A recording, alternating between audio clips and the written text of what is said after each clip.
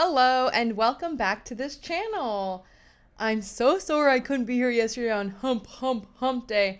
I'm going through it, guys, okay? I know I'm starting to get my voice back and feel good, but I am so full of yuckiness and congestion. So yesterday I just took a whole day off. No gym, no filming, total vocal rest, and literally just melted into my mattress on top of taking a lot of like Buckley's and McDonald's really helped me there. So it was a whole day just like trying to get better, and I do every day. I'm starting to feel better, okay? And I am here today because we are going to get into it, okay? There hasn't been that many filings in the court. It's actually been very quiet, and we're going to talk about that. And yes, we are going to talk about this subpoena that was apparently served at Taylor Swift's at 2 a.m. We're going to get into that. And also, I found it very interesting that nobody is talking about this other artist from Florida who has been actively trying to serve Taylor Swift and actually went to the court saying, I can't find her. Well, why is it Justin Baldoni? Why are we? And we're going to get into it because I've been finding some information. And yes, so if you're ready, I'm ready. Grab your emotional support lip gloss. I'm not entirely sure exactly where we're going to go with it, but we're going to start and we're going to get into it, okay? Because you are in frame with Mandy Magnan.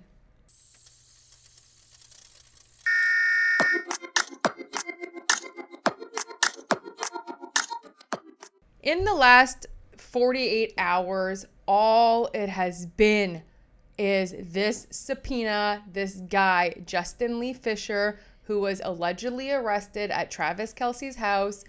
I mean, yesterday when I was in bed doom scrolling, okay, I did it for hours. It was all back and forth and back and forth and back and forth about this.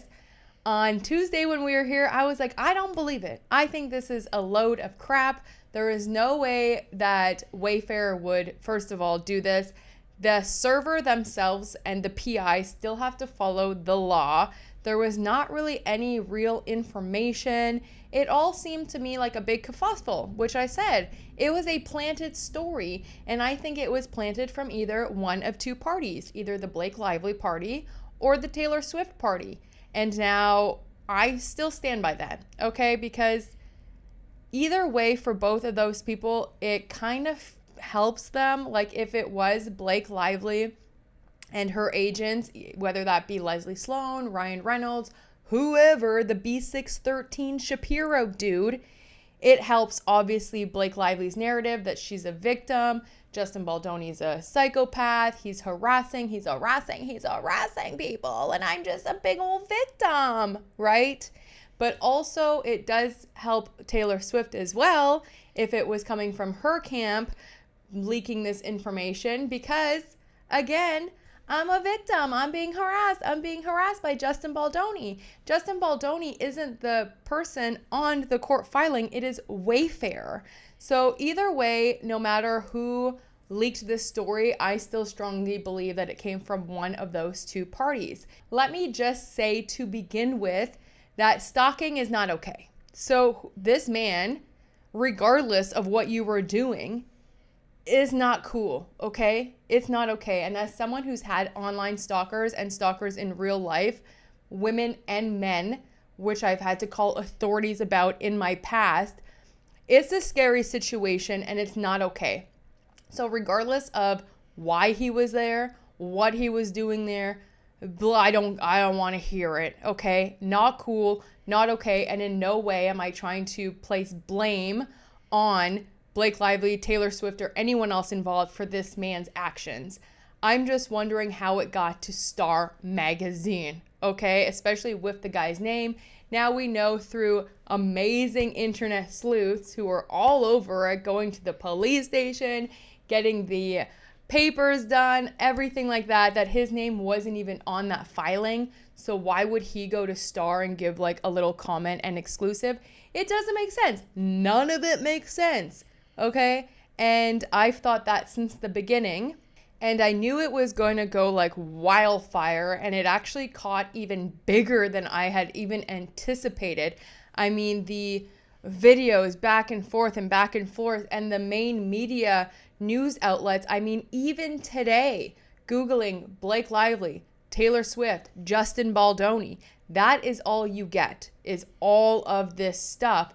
But it has not even been verified. Like, there is no real evidence. There is no real proof.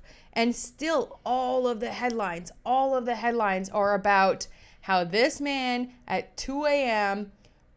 hopped over Travis Kelce's fence to serve Taylor Swift papers from Justin Baldoni. To me, it seems planted. To me, it seems like a smear. Okay? And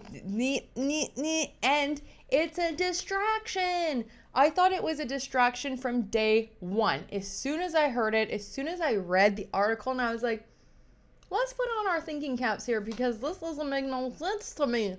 It seems like a distraction, which is what we're going to talk about. What happened right before then and what happened after that nobody is picking up and nobody is talking about. And thank you so much to Victoria. Super thanks. Hey, thanks, girl. But also for your comment, because I completely feel the exact same way. Victoria says, thanks.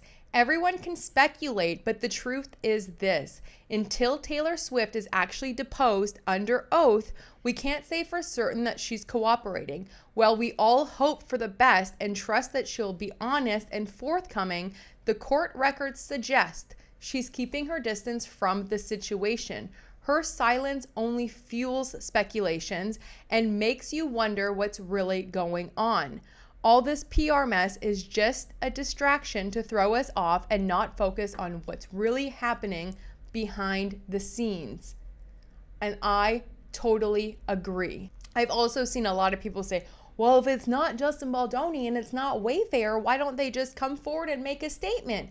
Well, damned if you do and damned if you don't, because if they were going to come forward and make a statement in the press, Blake Lively would run to the courts so quick, saying, oh, they're using this as a PR, they're further Taylor Swift, they're harassing me, they're talking, it's the smear campaign, it's like they can't do it if they even wanted to. And I'm sure right now the Wayfair people are trying to push their lawyers to probably make a statement. But what this gets me thinking of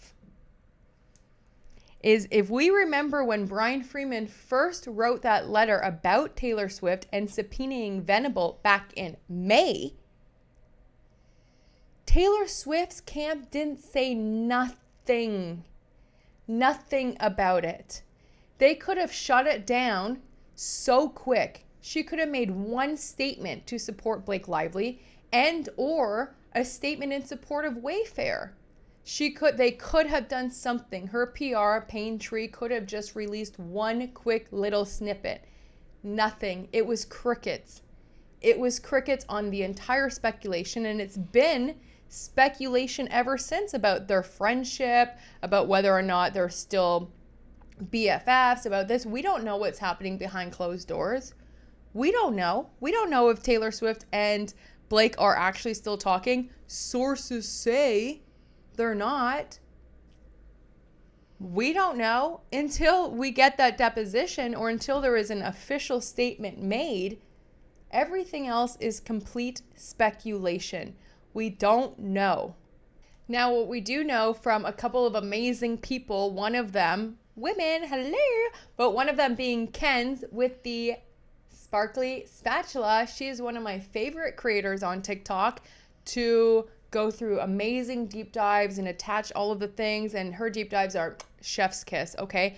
But she lives in that town, okay? And she went, and she was like, nobody around here knew, and it's small, and they find out everything, and her even local media didn't report on that, as well as in the arrest papers, it doesn't say his name. There were two people there, one of them being, I guess, an older lady who's the neighbor, as well as Taylor Swift's security guard. That's it, that's all. So the way they got this Justin Lee Fisher is kind of weird, because the day after, the same guy named Justin Lee Fisher in another state was arrested, who is a bad dude. So I don't know if that's just a weird timing. It's weird timing to have the same name attached to, a known, I guess, offender, okay, sex offender. But then Lethal Lauren, who is also just so amazing, she's come out and made a statement as well. And she has said the story about someone being arrested while trying to serve Taylor Swift papers from Justin Baldoni has been confusing. Very confusing. Rather than wait for media to get their shit together, I confirmed with a source who has personal knowledge of the situation that Baldoni did not send anyone to serve her with papers. I kept an open mind at first, thinking the process server must have been someone with severe issues to be acting illegally, which would not be the fault of Baldoni. Since multiple news outlets said there was an arrest report and one even said the man had given them a statement, I didn't want to be outright dismissive. Others have seen an arrest report today, which lists 2 names as people who reported the incident. The name of the offender was not made available to the public. There was no mention of legal papers. If someone was attempting to serve Taylor at Travis Kelce's home, it was not the Wayfair parties. Which got me kind of digging into just a few other options and some things going on. So one, we do know that it's being reported that Taylor Swift did allegedly make it to Travis Kelce's game, but was hiding behind this $6,000 moving bulletproof kind of thing. Let me just pull up the video and y'all tell me what you think about this, because this also has not been confirmed. So let's just see and let me know if you think that it is Taylor Swift or not. Motion behind Hurts, and off behind right tackle, 10-5, touchdown. Philadelphia Eagles, Saquon Barkley, big hole this time. And a 13-yard run, a missed field goal by Kansas City for 58 yards out. There's a short field opportunity, a touchdown for Philadelphia. He's got sealed inside. 13-yard, they stay double. It's being reported and speculated that that was Taylor Swift going into the game behind that thing that you saw, which would make sense, especially after especially the temperature right now happening in the United States. I would say that that kind of makes sense. But then I did some more digging here, and it's being reported that Taylor Swift was granted a restraining order against an ex-convict who was accused of stalking her, and this also kind of happened all within the same time frame. This is very scary and extremely disturbing, the lengths that this man went to. He did not appear in court, and allegedly now they can't find him. His name is Brian Jason Wagner. He was ordered to stay at least 100 yards away from Taylor Swift, as well as he was not allowed to own any firearms, ammunition, or body armor for 5 years, and he also has to surrender any that he currently has. He did a bunch of wild things on top of just like sending her messages and stuff. I guess he like changed his address to have her address and would divert mail from her house, and he sent like all these threatening messages. I don't know. Anyway, he did not appear in court on Tuesday at the hearing, and on September 11th, Taylor Swift's own private investigator, his name is Brooke Berg, he entered a declaration informing the court that Wagner had not responded to text messages that she had sent and stake out attempts at multiple last known addresses for him. And so, I mean, she has a right now to be hyper vigilant. And then, of course, that was also in the same week that allegedly this other man hopped the fence at 2 a.m. And I truly, truly do not believe that it has anything to do with Justin Baldoni. And now, while I was looking into all of this Taylor Swift stuff, I found this artist in Florida, a Kimberly Marosco, a Florida poet, is suing Taylor Swift right now for $25 million in damages. And she's reportedly saying to her team, they've argued that they cannot find Taylor Swift in order to serve her papers. Their lawyers claim that they have had difficulties in finding Taylor Swift in order to serve her with legal documents. And before I get into this lawsuit, something that this is kind of reminding me of is if we remember with Steve Sarowitz, earlier in the year when all of this started kind of happening, he was receiving a lot of death threats and a lot, even his home, the fireplace in his home, all of this stuff caught on fire. And when they found the man, it was kind of crazy because he was even saying he was going to kidnap his daughter and like wild stuff. He blamed it on Blake Lively and saying that he did it for Blake. If that person has enough money to sue Blake Lively, then he must have enough money to pay him, et cetera, et cetera, et cetera. So we don't know who this man is that hopped the fence at Travis Kelce's place. Maybe he was just using Justin Baldoni's name because of all the headlines, because of everything like that. Like, we don't know, okay? Now, I'm not by any means saying that it has anything to do with this. I just found this case quite interesting and I haven't heard about it before, but this has been going on since 2024. It started as a copyright infringement to Taylor Swift Productions. The court ultimately dismissed the complaint without prejudice in August of 2024. It started in a small court and then it went to a federal court. It was dismissed without prejudice and then it was refiled again in a broader sense, and this time to name exactly the people. So in this lawsuit, there's Taylor Swift, Jack Antonoff, Aaron Dessner, Republic Records, and Universal Music Group.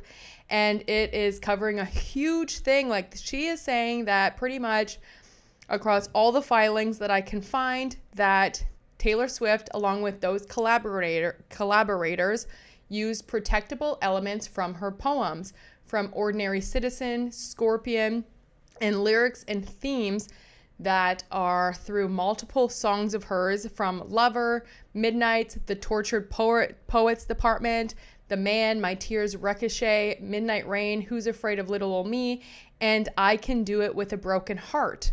So the reported claim damages range from $7 million to $30 million. And why I thought this was so interesting is because there has been multiple articles and motions now emphasizing that the poet, Morasco, had difficulties serving Taylor Swift. And this is all the way up now until 2025. And if we look now just at this court docket, it does say that this new one started in February of 2025. They've been going back and forth and back and forth. A lot of the documents I cannot get to, but they're still fighting it out all the way up until September 2025, September 12th, September 17th, September 18th, 2025. And one of the interesting filings that I found here was that Kimberly Morasco, appearing pro se, respectfully moves this court for clarification regarding the motion for extension because she allegedly had to serve papers to each individual. And she wrote, to date, defendants Aaron Dessner, Jack Antonoff, Republic Records, and Universal Music Group have been served with affidavits of service returned and filed with the court on the following dates: March 4th, March 7th, March 7th, and March 11th. Then it continues like that, but then underneath it does say defendant Taylor Swift remains unserved due to extreme difficulties at residence, which are compounded by her out-of-state residence and personal security measures.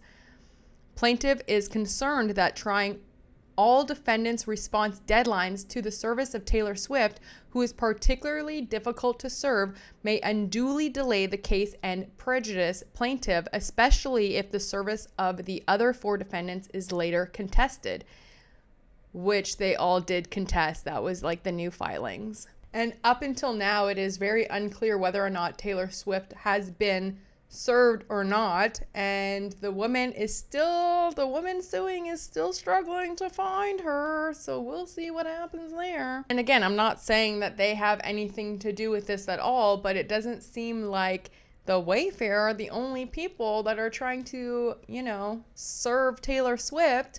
And also, to me, it just seems weird because the Wayfair people with Taylor Swift's counsel, Venable, have been communicating. Now, whether that is still ongoing and it's actually productive to Wayfair and it's going to work out, who knows? But if they were going to serve Taylor Swift anything, they would have gone through her lawyers, Venable, like they have when they tried to subpoena them in May, and they did a whole bunch of meet and confers, and Wayfair people allegedly say that they got everything that they needed from Taylor Swift and her lawyers at the time. But why I think this is such a big distraction, full circle, is because if we look at just what was happening in the courts before this whole story took over, it was going to be bad news bears for Miss Blake Lively and Ryan Reynolds, because what happened right before this news cycle? Well, we know 2 new lawyers were brought on who are really good at appealing.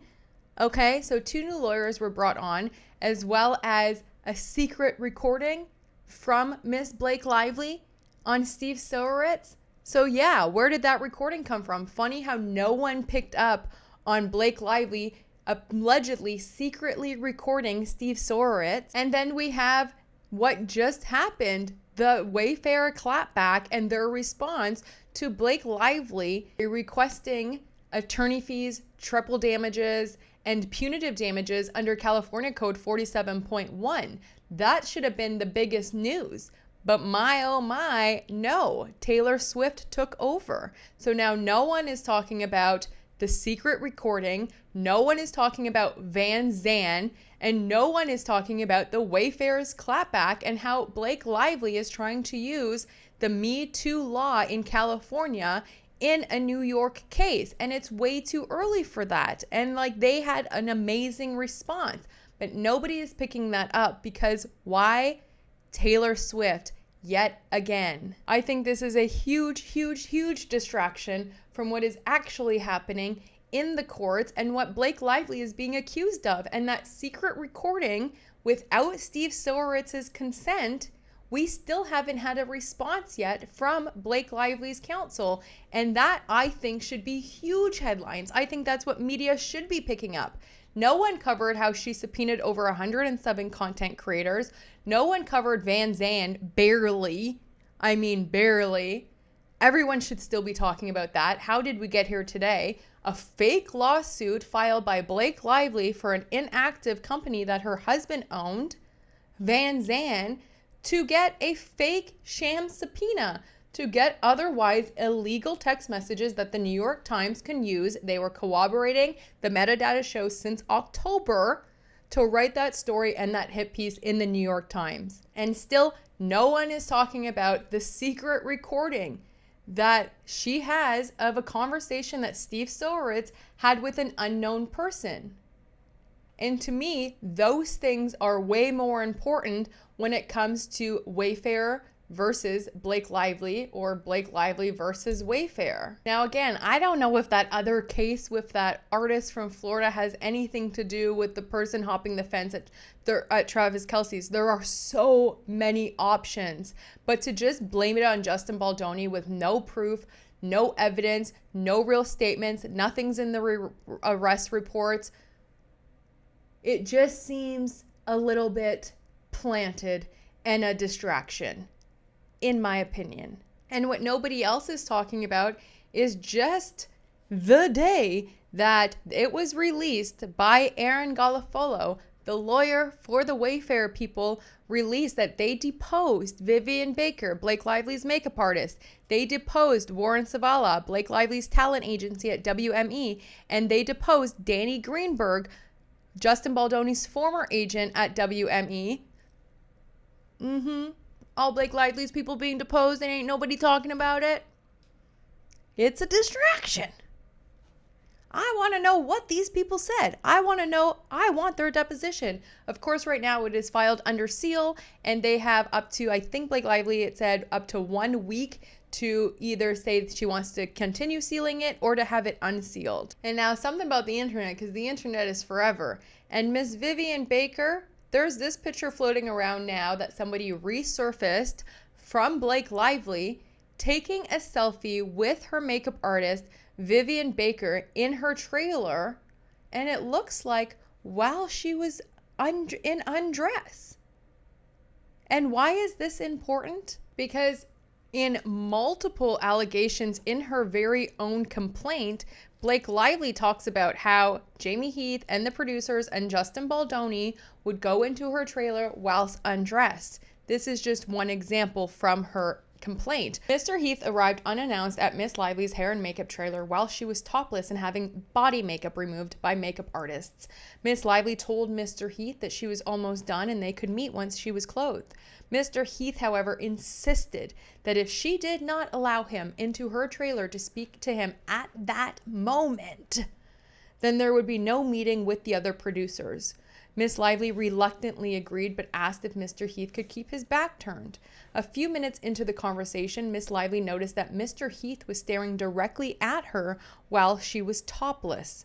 When she called him out, Mr. Heath brushed it off as a habit of wanting to look at a person while speaking to them. Miss Lively and her hair and makeup artist were all deeply disturbed by this interaction on just the second day of filming. Then it does say throughout filming, Mr. Baldoni and Mr. Heath invaded Miss Lively's privacy by entering her makeup trailer uninvited while she was undressed, including when she was breastfeeding her infant child. Is this the undress that you meant? That made you and your makeup artist so uncomfortable that you were able to share it with your 40+ million followers? Just a question. But that's what I think everyone should be talking about. How Blake Lively's people were deposed. Van Zandt still is how we got here. How they got secret recordings of Steve Soritz, as well as more things that they've done. The clapback from Wayfair. Those should all be the headlines. Not this assumption that this guy who nobody knows of and there's no proof or evidence was working for Wayfair or Justin Baldoni. It's a distraction from what is actually happening. I could say it a million times. And now, since we're in those court dockets of it ends with never, the only thing that has been filed is a request to have Mr. Justin Greystone deposed a little bit later. So they're asking for his deposition to be on October 6th in light of Mr. Greystone's schedule, religious holidays, and the numerous depositions in this case that have been scheduled for late September and early October. So we know that the deadline for the Wayfair parties have now been moved from September 30th and they have all the way up until October 10th. So who knows what the dates are between, I guess, now and the 10th for the depositions of Steve Soritz, Jamie Heath, and Justin Baldoni. But Blake Lively's manager, Greystone, Mr. Greystone, has been Blake Lively's manager since 2013. So all these people that they're looking to depose, they're going to have to be tricky with those questions, okay? Because this guy has probably made millions off Blake Lively, okay? So we'll see, but his deposition now is, they're requesting, is to be scheduled on October 6th. And if we look now to just the letter that Venable filed on September 12th on behalf of Miss Taylor Swift, they don't say that they're just gonna do it, okay? If we have to, okay? But they're saying that her schedule would only accommodate on the week of October 20th. So it would only make sense that then if they were going to serve Taylor Swift anything, they would go through her lawyer here at Venable. But also I feel like if you're able to make it to football games, you're able to sit down for a little deposition, okay? How busy are we? How busy are we? That other court case with the artist is actually very, very interesting. This is the first time that I had ever heard of it. So let me know if you want me to break that down a little bit more, and or if you want me to keep up with it and let you know everything that's happening, because all the way up to just a couple days ago, things keep getting filed. It looks like it's still moving through the court system. But yeah, that's everything that I have so far for you. Nothing else has been filed in the courts. It's been real quiet from Blake Lively's side ever since the secret recording of Steve Soritz came out, okay? That's the response I'm looking for. I want to hear that recording, but also, how did you obtain it and who was in it? Let's talk legalities. Blake Lively, its camp, her agents are doing way more unethical, shady, corrupt things than anybody on the Wayfair side has ever done. And don't even bring up Brian Freeman and his past, okay? Because I swear to gosh, when you find out who's working on Blake Lively's team, I've done videos on it before, the B613 agent, he's a bad, bad, bad dude. And I wouldn't get anything past him or Blake Lively's camp to further smear Wayfair and Justin Baldoni and make sure that Blake continues to be the victim in this entire situation. Anyway, that's it for me tonight, but I have some exciting news. I'm going tonight to go see the senior Wayfarers movie. I'm super excited. I'm going to be seeing it in just a couple hours, so I will have a full review for you. And yeah, other than that, if anything else pops off, I'll let you know. But please like, comment, subscribe. Let me know what you thought of this video, what your thoughts are on this whole thing. And I will see you tomorrow on Friday where I will read some of your comments out. And yeah, we'll see what else happens. Usually Friday in the courts lately has seemed like they just like to get those things in on Friday. I don't know what's going on, but I will definitely be here tomorrow talking to y'all. Love yourself a little bit more. If you haven't joined the membership, please join. There'll be a new video coming out today.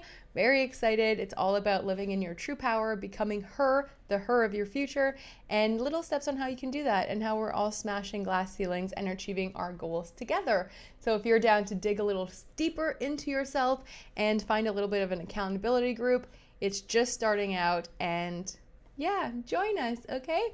Until then, I love you so much, and I'll talk to you soon. Bye.